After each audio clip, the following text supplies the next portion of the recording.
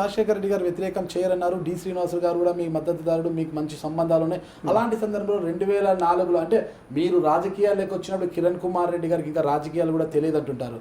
అలాంటి కిరణ్ కుమార్ రెడ్డి గారికి 2004లో chief whip ఇచ్చిన రాజశేఖర రెడ్డి గారు మిమ్మల్ని ఎందుకు క్యాబినెట్ తీసుకోలేకపోయారు? అదే చెప్తే కదా, పాదయాత్రలు ఆయన స్టేట్ అంతా చేస్తే మేము జిల్లా చేయడం, ఆయన కలవకపోవడం. మరి 2009లో రెండవసారి మీరు మళ్ళీ ఎమ్మెల్యే అయిన తర్వాత జగన్మోహన్ రెడ్డి గారి దౌత్యంతోనే మీకు అటవీ శాఖ మంత్రివర్యులుగా అవకాశం దక్కిందంటుంటారు. నేను అందుకే ఎప్పుడు కూడా చెప్తూ ఉంటాను, జగన్మోహన్ రెడ్డి గారికి ఎక్కువ గౌరవం ఇస్తాము, ఎక్కువ విలువ ఇస్తాము. ఆయన కోసమే నేను కాంగ్రెస్ పార్టీ వదిలి బయట వచ్చాను. లేకపోతే కాంగ్రెస్ పార్టీలోనే ఉండేవాడిని. ఫ్యూచర్ ఏదైనా ఉన్నాయి కానీ కాంగ్రెస్ పార్టీలో ఉండేవాడిని. ఒక జగన్మోహన్ రెడ్డి గారు పార్టీ పెట్టారు కాబట్టి ఆయన బలపరచాలని రావడం జరిగింది. నేను మంత్రిగా ఏకైక మంత్రి నేను చెప్పినాను. ఆ రోజు నేను చెప్పిన మాట చాలా సీరియస్గా తీసుకున్నారు సోనియా గాంధీ. అంచేతే సోనియా గాంధీ అప్పటి నుంచి నాకు చాలా వ్యతిరేకమైపోయింది. ఆ రోజు చెప్పారు, పార్టీ ఆయనకి ఇవ్వాల, ఇంతమంది శాసనసభ్యులు బలపరుస్తూ ఉన్నప్పుడు ఆయన ముఖ్యమంత్రిని చేయాలా, చేయలేదంటే పార్టీ వదిలి వెళ్ళిపోయేదాన్ని నేను సిద్ధంగా ఉన్నాను. ఆయన పార్టీ పెడితే ఇంకా ఎంతమంది శాసనసభ్యులు పోతారో కూడా నేను చెప్పలేను ఇప్పుడే అని చెప్పి అంత గట్టిగా చెప్పాను.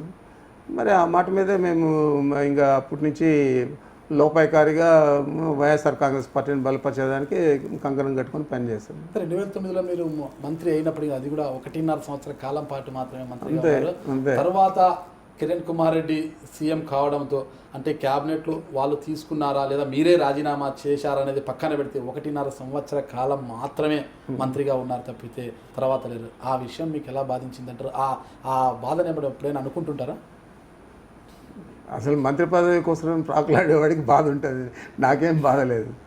వాస్తవంగా కూడా నాకు బాధ లేదు. ఎందుకంటే ఒక అసమర్థుడి కింద మనం మంత్రిగా చేయడము, లేకపోతే వాడి దగ్గర చేతులు కట్టుకొని ఫైల్ తీసుకొని పోయి సార్ అనడము అవన్నీ నాకు చేత కాదు. కాబట్టి మర్యాదగా పక్కన ఉన్నాము.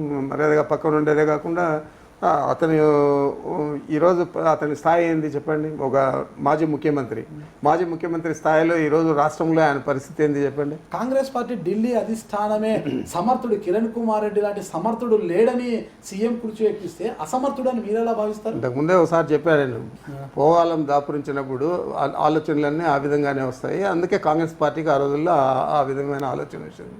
అంటే రాష్ట్ర అధిష్టానం అంటే ఢిల్లీ అధిష్టానం ఆయన ముఖ్యమంత్రిగా అన్నా కూడా మీరు మాత్రం జిల్లాలో ఆయన ముఖ్యమంత్రి అని ఏ రోజు చూడలేదు. ప్రతిపక్ష నాయకునిగానే వ్యవహరించారు. త్వరలోనే ఏదో రేపు నెల దింపేస్తారు కిరణ్ కుమార్ రెడ్డి పదవీ కాలం అయిపోవచ్చింది అని ప్రతిసారి జోస్యం చెప్తూ వచ్చారు. మీరు ఒక ముఖ్యమంత్రి స్థానంలో కూర్చున్న ఆయనకు అదే పార్టీలో ఉండి మీరు ప్రతిపక్ష హోదా పోషిస్తుంటే అప్పుడు పరిస్థితి ఎలా ఉండేదంటారు?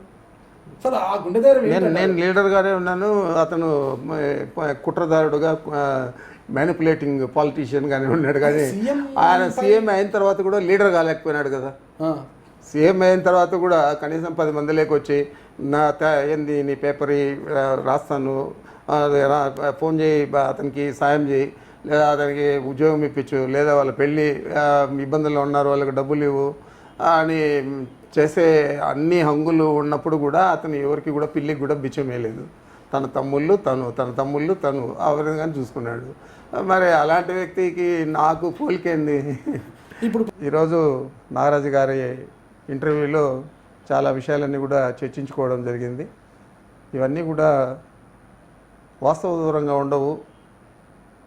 నేను వాస్తవాలే మాట్లాడినా అనే ఆలోచన మీకు వస్తుందని నేను భావిస్తున్నాను.